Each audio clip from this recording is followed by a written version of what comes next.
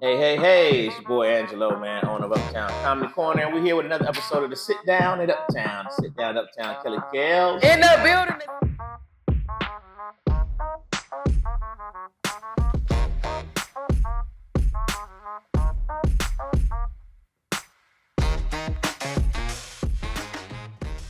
And the Sit Down in Uptown. Who came with that? That's clever as hell. It's kind of cool, ain't Yeah, it? the Sit Down in Uptown. I get shout out to man Bo Peep, you know. Yeah, Bo Peep snap with that. Yeah, no doubt. So Sit Down at Uptown, I got my girl Kelly Kellz in the building. In the building. You know what's funny? I got in the building when I moved to Atlanta. Is that right? Yeah, I could be in the park. They like, in the building. I'm like, okay. In the restaurant. In the building. It don't even matter what's going on. It don't even matter, right? Yeah, I like it. I like in the building. That's what's up. Kelly, how you doing? I am delightful. I'm a little fatigued though. I can be completely honest. Sure. I'm a little tired, man, because I'm on the road. I'm living in my purpose right now. And I was like, oh, this is full activation mode. This is what I asked for, God. You're such a sneaky little something. Because it's like it's there. It's there. It's there. I thought I was tired before when I was just doing general things. Oh no. I'm like, boom, boom. I just checked my calendar. Like I won't be free again until like the April 25th. That's a beautiful. I pray for times like this to shine like this. At the Sit Down at Uptown, I wanted this. How about that? Yeah, how about that? And we'll start with the night. You just rocked out. Oh, I did. And you rocked out in front of your sorority. How did that feel? Well, we're Divine Nine, so you know that is kind of like performing in front of family, right? The pressure is on. They have an expectation of you already, especially when you're a part of the most prestigious sorority in the world.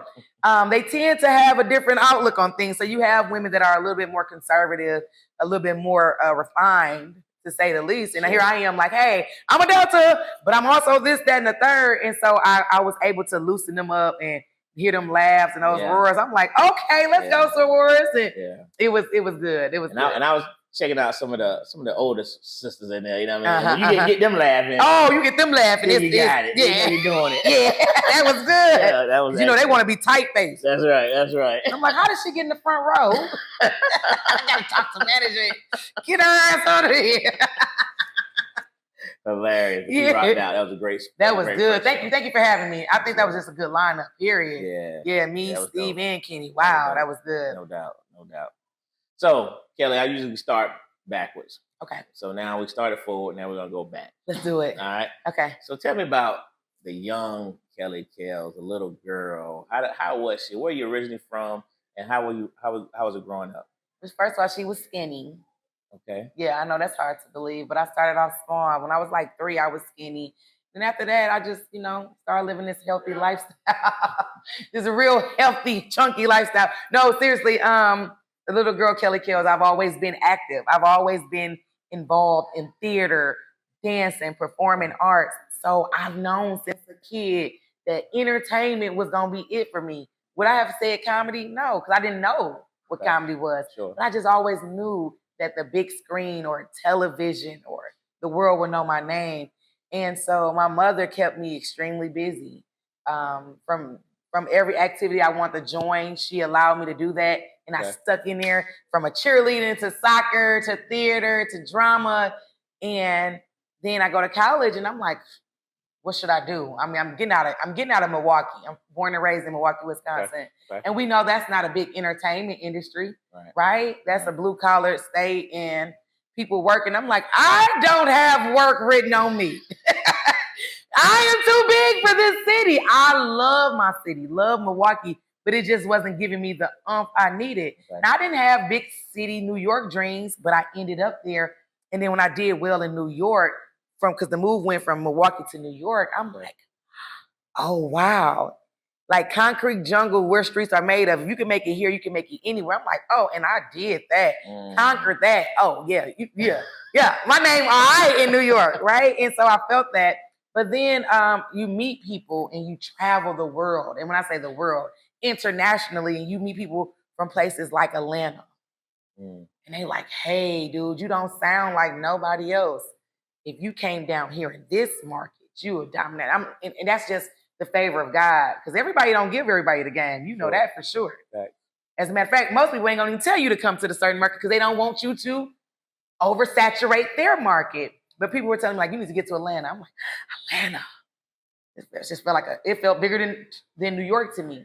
And so when I got here the first time, I was like, oh my God. And guess what? Your club was the first club that I went to, and Nard was hosting. Nard, oh, rest in peace, man. Nard was hosting, and Mario Torre told Nard that I was funny. He's like, what that mean? Shit. I don't know her. She over here smiling and shit. I was like, what the fuck? I was like, what's wrong with Nard? That sounds about right. Yeah. He was like, come to my show. And he had a show at Boat. Yeah. At a place called Boat. Yeah. So he didn't let me go up. He didn't know me, but I went that night, the next night of his show, and me and Sunshine was on the show. He actually booked me, though. He booked me for the show, and I killed it. He was like, you decent. You decent. And that, that's a compliment from Nard. That was a hell of a compliment from Nard. And I knew that it was good because every now and then somebody like a hard exterior to break person like Nard would call me like, I just want you to know you ugly as hell, but you funny on the internet. I'm like, nah, just say you love me, you miss me. And I knew that those moving pieces were important to like get acclimated to Atlanta. I've been here and I've just been enjoying it. So just trusting the process is how I got here. Gotcha. Truly being like real to the process, like being myself. This is Kelly. I didn't grow up watching comedy. You know how people say the story like, oh, I grew up watching the Def Jams. Not I. Right. I grew up in a bunk bed, jumping in the bunk beds, playing with my cousins and not watching television like that. And if I did, it was definitely mainstream stuff because that's just what I thought I should be watching then. Okay. And that was the exposure I had. I didn't have a lot of exposure to comedy. I just was my family funny. My mama funny. My daddy funny looking. Okay, my daddy funny too. And I just come from like a funny family. So that's how I got here. So in school, when you were in school. Class clown. Okay. Ass in trouble. Okay. But the teachers, listen, it was crazy. I get in trouble, y'all. Get in trouble. But they didn't put me out because they want to laugh. You know what I'm saying? Like you hoes was using me. Right. Because they put me right next to their desk. That's where that joke come from. They like, come sit by me. I'm in high school sitting next to the teacher looking stupid as hell. Like waving at my friends in general population. Right. Like, hello, everyone. Really? But now the teacher, she's still having conversations with me. So my teachers loved on me. Okay. They saw it. And when you're a good educator and you in the field, you can see that it thing on kids. And my teacher saw it. They never wrote me up. Gotcha. Never. Now, I did get in a couple of fights. Okay. Of course, because I was protecting people. I've never gotten in a fight on my own. I've always been the it girl that protect people who wasn't. Is that right? So So from high school, you went straight to college? Central State University. I'm an HBCU grad. Okay. Proud member of DST. Yes, Central State University in Wilberforce, Ohio. I went on a Black college tour with my pastor. Okay. He actually went to Central as well, and it was over from there. We went to Wilberforce, Central, Howard, Clark, Spelman. We did that run. We did Midwest, and then we came down south. And I was just sold on Central. It was about an 8-hour drive from Milwaukee, something close to my family. And then it was a home away from home. And I'm like, oh, I could do this. Black people popping. Yeah, thank you. And I grew up there. I became the devastating woman that I am today. That's what's up. Yeah. That's what's up. So it was never a question you were going to HBCU? That was always? No, that was not always on the table. I played soccer. Okay. I was a soccer player. Okay. I was a goalie. I had a scholarship to the University of Madison. I know, that's crazy. But I had no desire, right? My mother wasn't pushing me. No one was pushing the envelope for me to do that. And I didn't want to. When we went on that Black college tour, of course I was going because he's taking everybody from like the church. He's taking all like my cool friends. So I go to a HBCU after we just like kind of like saying, I'm going to go to Madison. And I was like, I want to go to Central. My grandmother is a Delta at Whitewater. So at first I thought I was going to go to Whitewater, which is another PWI. And I just ended up at Central. But I was there on a scholarship, Tom Joyner scholarship, 3.5 cumulative GPA. I mean, RA, student ambassador, homecoming queen. I mean, I'm just winning. I was winning. So I never had no expectations of college. Okay. Even though that was what I was surrounded around. I didn't care if I went or not. And so when I did finally go, me being at Central, I was like, this is perfect. Anything else, I couldn't even imagine. So was Delta in you based on the family, or was it something about the Deltas when you got there that? Oh, Delta is in me. It was in me, but the Deltas ran a yard on Central. Okay. At Central at the time, Delta Kappa, Central State, they ran the yard, and I was like, oh, definitely. And so I opened my mouth too soon. I was a freshman, talking about, I want to be a Delta, and they was like, oh, really? You come here. I'm like, you don't even know. You gotta wait. You don't even know. That's what I'm saying. Like I've always been a butterfly. I don't think I'm like that way now. I'm just kind of like free falling.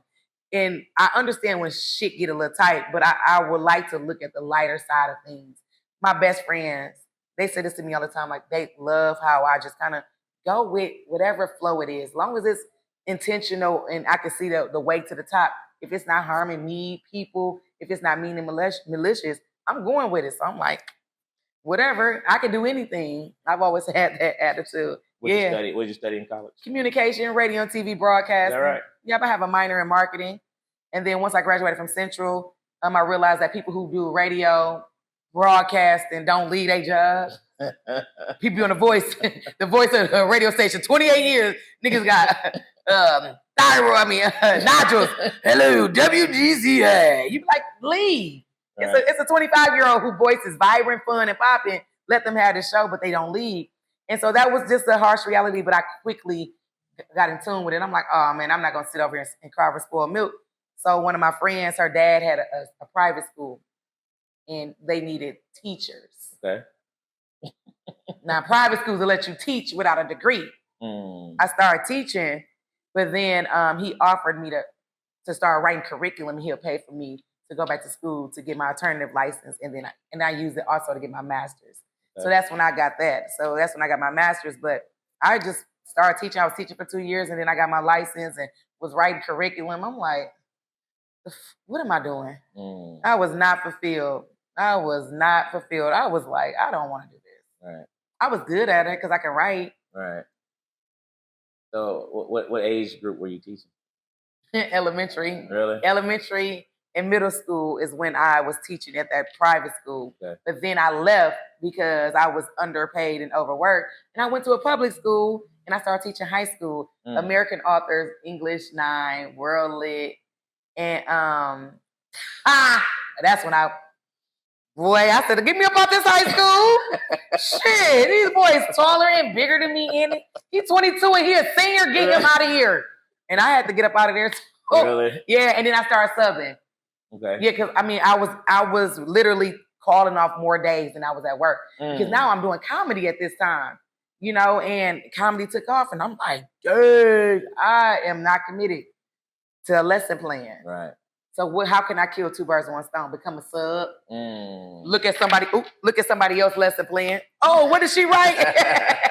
And that's exactly what I did. Is that right? Yeah, and that was it. That was perfect. Did that for about a year and a half, and then I was like, yeah, we're moving. So what led you to comedy? How did it happen? My beautician, shout out to Miss Cutting Up. My beautician at the time was doing my hair. Okay. And she just was telling me that she do comedy. I was like, what do you mean you do comedy? Like, they're just random. What do you mean you're a beautician? What do you mean you do comedy? Right. She's like, yeah, I do comedy now. And we got a Mother's Day show. And I'm sitting here thinking while she doing my hair, I'm looking like, I'm way funnier than her. That's what I was thinking. I knew it. And I was like, I don't mind doing comedy. You think I do it? She was like, I'll ask the promoter. She asked him. He told me I could do 5 minutes. Angelo, I didn't know what 5 minutes was. Right. You know what I'm saying? If you don't do comedy, what is 5 minutes? So I'm writing a book, a thesis statement. My husband, baby mama calls late at night saying, I'm writing word for word. Really? I'm thinking I'm going to say like I'm reading an Easter speech. And the dog said, bark, bark. I'm like, what the 5 minutes, right? Okay, I thought that was the best 5 minutes I ever wrote, and it was. I went up there and I just told a story. I was a teacher, so I'm a storyteller. Yeah. I'm a performer. I get it. And I was just up there just being myself, and I ended up doing 8 minutes, and I got a standing O. Wow. My first show ever, Mother's Day, a standing O. And it was a promoter by the name of Boulder from Chicago, Illinois. He was in the audience, and he said, hey, what are you doing like 2 weeks from now? And I was like, James, what am I doing? James, like nothing. He's like, do you mind? Could you come do a show at a movie theater? And then he told me the money. He was like, it's not a lot of money. And I was like, what? I'm not gonna get this. I don't even make that an hour. I'm about to do 10 minutes for that. That was then. So I went out there and I bombed, but I got paid. What? It wasn't a bomb like they booed. It was a quiet bomb, y'all. Like you threw up in your shirt. I was like, make some noise if you got a mama. I didn't know that I could have just simply did what I just did Mother's Day. Right. Okay? Right. No one told me. Right. We just out there. We just took this show and went. And so you should have seen the promoter giving me the money. I felt so bad taking it, but we took it. We took it. And the walk to the car was long and quiet. My husband had his head down. I'm like, pick your head up here. They ain't even see you. That was my first and only bomb. Is that right? Wow. So from that moment, where did you take it? Where did comedy go? Comedy went from me meeting my cousin did comedy, and he was like, dude, the city loves you. So I was doing just shows. Okay. Shout out to T-Dot, shout out to D-Rock. These are local comedians. These were local comedians at the time. And they were like having shows, and they were inviting me to the shows because they know you're funny. Okay. You know the game. If I don't know, I'm going to get this girl to keep coming. We ain't going to give her no money because I ain't caring about getting paid. I'm not knowing. They like, just keep coming to these open mics. I keep going to these open mics. But now they're turning to shows. Well, now my cousin at the time was he like, you need to get paid. I'm getting paid. Now I'm doing these shows and I'm killing them. 3 months later, he like, hey, it's a club. We want to do Fridays, every Friday. I'm like, every Friday? He like, yeah, I'll get the comedians and you sell the tickets. Me and my husband selling tickets door to door every Friday. We selling about 300 tickets every Friday. Wow. Giving my cousin all the money. Really? Because we don't know. We don't know. We don't know. We give him all the money. He giving me $300. I'm thinking I'm killing shit. $300 more. $1,200 a month.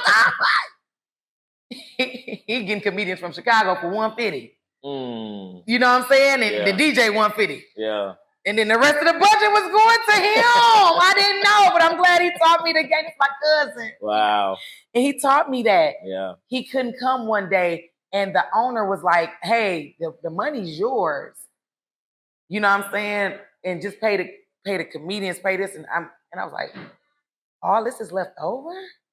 Yeah, it taught me the game. Once you taught me the game, cut my cousin out because my husband and I were literally driving, taking people their tickets. And I'm talking about people buying 17 tickets at a time. And I got themed comedy shows, all white, yellow, money green, purple. Okay. I announced that I was pregnant at a comedy show. I mean, I just had all these different ideas, fresh and young and vibrant. And the city ain't never seen nothing like it. Yeah. And it just happened. And we took over the city. And before you knew it, we just like reached the ceiling. You can only do too many shows where that's fine. There's 300 people inside this club each and every Friday. But where am I going? Yeah. Because money is not the ultimate goal. I'm going to always make money. I have a gift. I have a talent that's going to always generate money. But what about building an empire, the business? And that's where the move came in. That's where James was like, babe, we got to go. And he's like, we moving to New York. I'm like, okay. Really? Uh-huh. It just happened like that. I was like, what? Okay. In the middle of the school year. Is that right? Yeah. Didn't even put in a 2-week notice. Bye. That was a sub shit. But I was a permanent sub. They liked me so much. They wanted me a part. Yeah. We just left. Wow. Yeah. So you hit the big city. Hit the big city. Shout out to Talent. Talent was the reason why I was in New York. Okay. Hands down. I met him when I was at Bob Sumner's show in LA at the Laugh Factory. And Talent was like, you need to come to New York.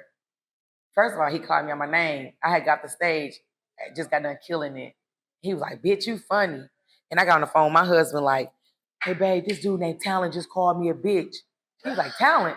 I was like, yeah, his name Talent. He just called me a bitch. He was like, me got the phone with me. That's Talent. It's just comedy. Talk to that nigga. I was like, he called me a bitch. And then James just hung up. I just heard the phone. Really? Yeah, he was like, are you kidding me? You just met Talent? Right. Because my husband's a comedy guru. That nigga love comedy. That brother knows comedy. Okay. And I respect his eye for it. So I talked to Talent, and Talent like, you ever thought about coming to New York? Mom, they'll love you, Mom. I'm like, I was like, how soon do you want me there? He was like, you can come next week. I got a show. I was like, damn, guess we did. Y'all were there. Yeah. Absolutely. Why wouldn't we? Absolutely. Absolutely.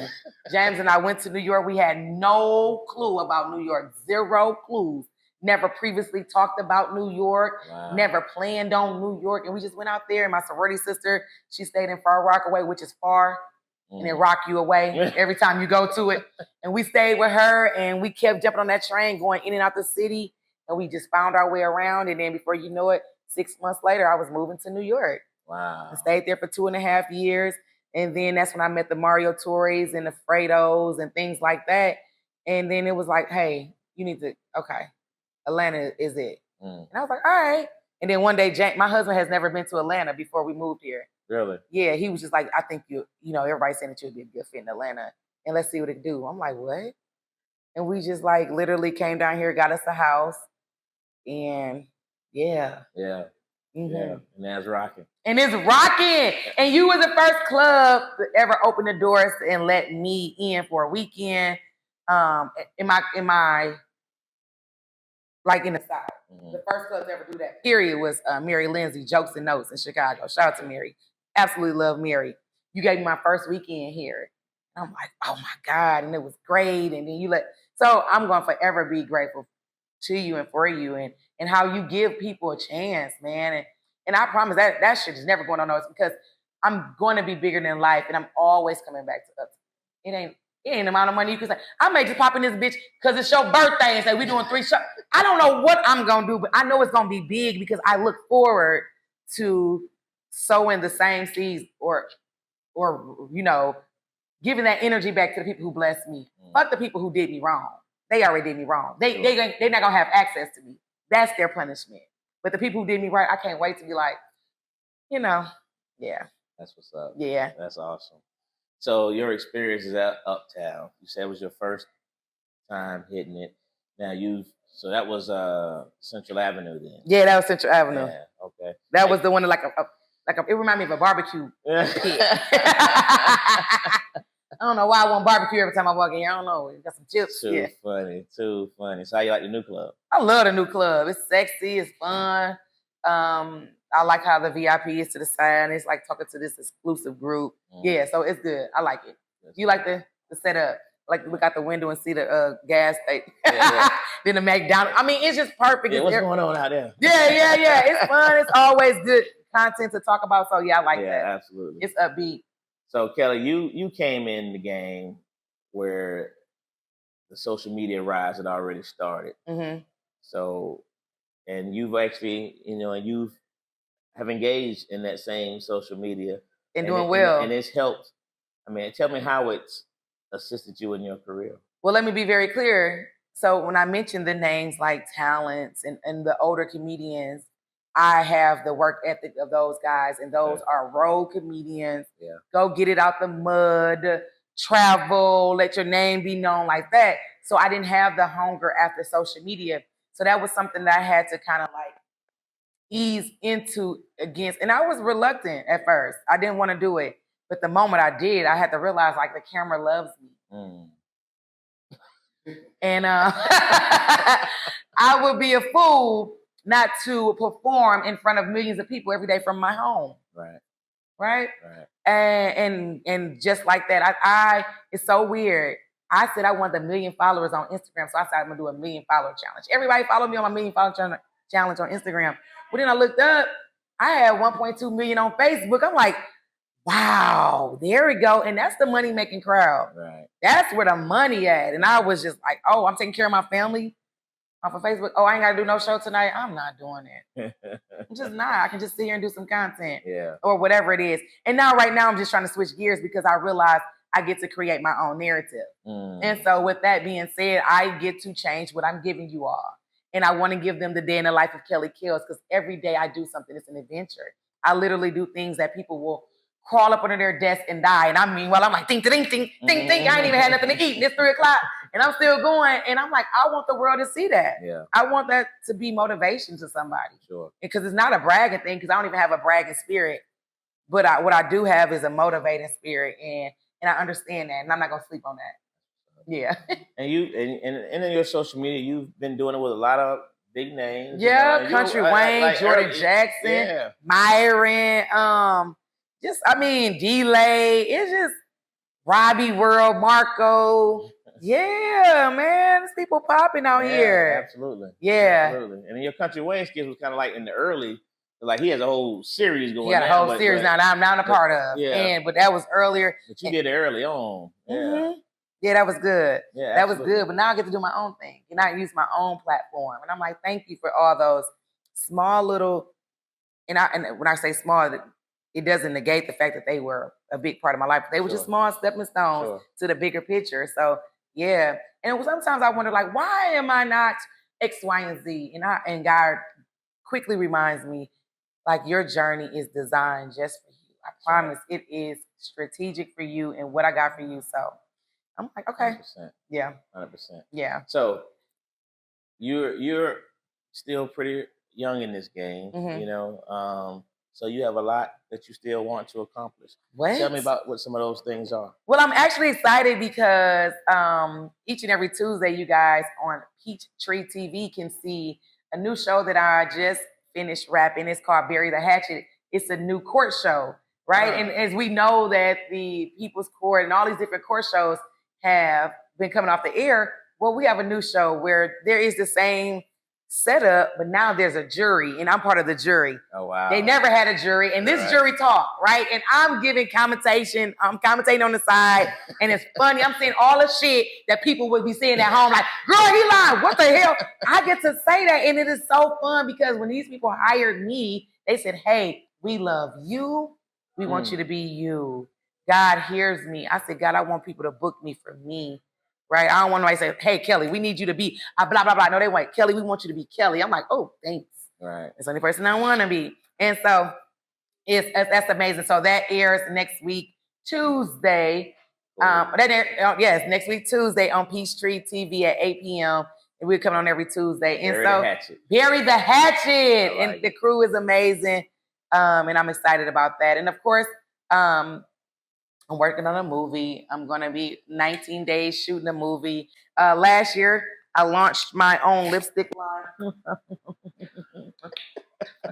Y'all see that red lip? I'm a proud member of DST, and ladies love a red lip. Any woman look good in red. So I got my lipstick. It's called OKK by Kelly Kellz. When you see something, you're like, okay, yeah. And this color is called Fire. It's a red lip, and I got a lip liner. So you can go to OKK by Kelly Kellz.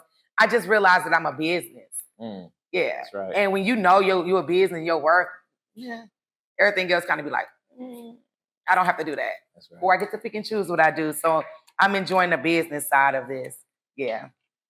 That's what's up. That's congratulations. Thank you so much. So you got a TV show. I have what is it what else you want to do? Like, what are your ultimate goals in this business? Produce. I have an entertainment company, Kelly Kellz Entertainment. Okay. And I've always opened up my hand and allowed people to eat from it. But now I have to realize, like, oh God, that's an umbrella. That's a job. That's a production company. That's consulting. And so I want to make sure that people have all the necessities they need. They want an entertainer.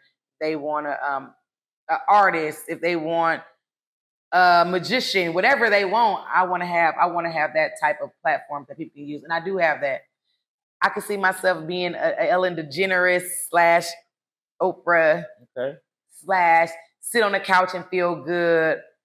I want to allow the new people to have an extreme, huge platform to be introduced on. I want to break new and interesting and fun people. So I want daytime television. Okay. I know it's a lot of work, but I'm going to do it. I want to sit crisscross applesauce on my couch and let people come in and tell me about their new projects. I want movies. I want HBO blockbusters. I'm not pressed on winning no Grammy, Oscar, Tonys, and all that, because everything I walk in is going to be a Grammy moment, right? When they give it to me, I'm going to be excited, but I understand that I'm living in the Grammy moments now. right? I'm creating these Grammy moments now. So those things are coming. But yeah, Okay. Okay. Yeah. That's what's up. Yeah, I'm a big dreamer and it's happening. And I can't forget God's promise. I know that sounds crazy. All the stuff I asked for long time ago is happening now. Wow. So sometimes we think that when we ask for it, it's supposed to happen instantaneously, and that's not how it works. That's right. These are promises that I asked for when I was as a little girl. And here I am walking in them, fulfilling them, doing this. I have my own podcast that I got to get you on, of course, Through Thick and Thin, the podcast. What? I'm a communication major. This voice needs to be heard, okay? Absolutely. Through Thick and Thin, it's a good platform. I got a team of people who believe in me. And when a team believes in you and they can see your vision, that's something special. This is beyond me. At this point, I'm working on a project. Yeah, it's a project. And I feel like I'm going to fulfill this to the highest level until God say what's next. Yeah. So you all were doing a tour with Vivica Fox. That's my girl. Yeah. How did that happen? How did it come about? Vivica, shout out to Arrow Jackson. I was doing the Ladies Night Out for Labs tour. It was an all-girls tour that he was trying to put together, that he did put together. And I just came on as a walk-on. Really? I was in Vegas doing a private show for a wedding. And I heard about that show. James had actually found out about that show. They called Arrow and said, can I get on? It wasn't a paid show. I'm into my career of getting paid. Yeah. But I'm like, okay, this is an opportunity. Vivica Fox hosting. It was Coco Brown, Jess Niche, Melly Camacho. Then it was me. So they like, come on, you can do 5 minutes. Oh, all right. I'll leave this reception early that I'm supposed to be hosting and go and do 11 minutes. Standing O. Vivica Fox was like, you are it, darling. I love it. I love everything about you. She's like, put my number in your phone. I said, what'd she say? Who phone? Her. But I put my number in her phone and she said, and take mine. What? Okay. I was in LA like 5 days later. Didn't have no reason to be in LA. I said, I'm about to fly out to LA. I called Vivica like, I'm about to fly to LA. She was like, I'm not there, but I'll be in the next day. Meet me at the spa. We can go to a spa date and then have lunch. I'm like, I'm about to go to the spa with Vivica Fox. Vivica A. Fox. Vivica A. Fox, like the fuck? Right. And she was a woman of her word. She pulled up. She was like, hey, girl, sorry, darling. Oh, my God. The flight was, the turbulence. Oh, God. We had to lay and then the gate. And she was just so accommodating. And, I mean, we literally laying here naked getting massages. And it was great. And we talking. And I was like, Vivica, you're so pretty without makeup. And she was like, you pretty without weave, but you wear it. She was like, we was just going back. And it was just like she's been a big sister. Yeah. We go to lunch and we're talking. And she was like, the talent is on you. She's like, what can I do to help you? What? I was like, well, James and I were thinking about an all-girls tour and maybe you can host it. She was like, done. Wow. I was like, what? Wow. It can't be this easy. Right. and exactly how it happened. She told me to send her the names of the people who I was thinking about. I sent her the names. She wasn't even looking for approval. Right. She just like sent it. She just wanted to see what was what. We came up with James came up with a schedule and we did it like that. And we did it and she pushed it and she was there. And of course she did all she could do because, she's still in her acting game and now she's in her directorial vibe. Yeah. And so she was like, I'm going to do whatever I can do. And whenever I call, she answers. Whenever I need her, she's there. And I'm like, damn. Wow. This is Vivica Fox. Right. And that's how that happened. That's awesome. And it's just as simple as that. Wow. Yeah. Wow. That's cool. Yeah. Well, Kelly, I got one last question for you. Okay, let's go. Let's go, right? So I do, you've been on my Classic Conversations. Yes, I have. For a bit of while, but you've been there. Shout out to Classic Conversations. Yeah, thank you very much. So we do a top 5. Okay. Damn. Yeah. So give me, I'm going to make it easy for you, though. Okay. In your playlist, what's the top 5 songs in your playlist? Oh, my top 5 songs in my playlist right now is Winning. It's by Mike Jr., he's a gospel artist. So I got Winning. And then I got Nicki Minaj, Seeing Green. Okay. I know we gonna go everywhere. And then I have Nipsey Hussle, all my life, grinding all my life, sacrifice, hustling, pay the price. Yeah, that's what I've been doing. And then we gonna hit you with number 4. It's a little Tasha Cobbs, and it was just what song is it? Tasha Cobbs. I want to sing it, but it's at the top of my. It's not. Tasha Cobbs is the artist. Okay. And then number 5, we're gonna go to some more Nicki Minaj, and we're just gonna let Nicki ride. Or we're gonna play some. I'm a boss ass bitch. Yeah. So that's how I'm going. But I'm heavy on the gospel music, especially when I feel like I need to get motivated. Yeah. I got a new movie that I'm filming, and I need to get off script. So I'm playing this. It's my winning season in my ear all day, and it's really been keeping me focused because that ADHD will kick in. Yeah, it's bad. It's bad. Kelly Kellz, I'd like to thank you for your time. I appreciate I know you got another show to rock out. Yeah, I do. And then you heading right out of town. I'm heading right out of town. I'm on the move, and I want y'all to make sure y'all stay on the move with me. That's what's important. Let me just say to you, it's been an absolute joy watching the growth in you. Yeah. From day one to now, and one thing about you, when you get on that stage, you command it. Thank you. I mean, from the giddy up, yeah, you command the stage, and that says a lot about you. Especially, you've been doing comedy how long? 13 years. Yeah, that's what's up. Yeah. Yeah, I mean, you've been doing your thing, and we love you at Uptown. I know y'all do. Oh, Uptown is my home. Where's my picture on the wall? Yeah, whenever you come to Uptown, make sure you take a picture in front of my picture. That's right. Okay. That's right. And she hosting every Monday night. Every Monday night it goes down, Celebrity Monday. When you pull up in the room, you are the celebrity, right? And let us entertain you and give you the royal treatment, top shelf treatment, top shelf service. And of course, you get to have me as your host. How lucky are you? How lucky are you? How lucky are you? Very lucky. Appreciate your time, Kelly Kellz. Thank you. Sit down at Uptown, and we out. Sit down at Uptown. I like it. I'm about to do sit down